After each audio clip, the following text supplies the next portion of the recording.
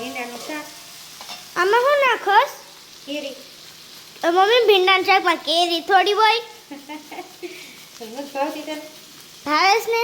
આપણે ભીંડાના શાકમાં ટમેટું નાખતા હોય, પછી દહીં વાળું કરી ખબર છે? ભીંડાનું શાક છાશ નાખી, લીંબુ નાખે ઘણા. ભીંડો છે ને ચીકણો હોય, ચીર વાળો હોય, એટલે એમાંથી છે ને થોડું ચીર આપણે છૂટું પાડવું પડે. એના માટે એમાં ખટાશ નાખવી પડે થોડી.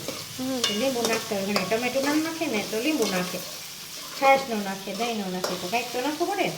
અત્યારે તો મસ્ત ખાટી ખાટી કેરી આવે, તો કેરી નાખીએ ને આપણે છીણ ખાટી કેરી, એવો મસ્ત ટેસ્ટ આવે ભીંડાના શાકમાં. અને ચીર છે ને એ જો જેવું ખટાશ નાખે ને નીચે બેસવા માંડે. બેસવા માંડ્યું. આ ચીર છે ને એ ધીમે ધીમે છૂટું પડીએ ને જો તળિયે બેસી જાય. દેખે છે ને ચીર છૂટું પડી જાય તરત જ બધું. એટલા માટે કેરી નખાય.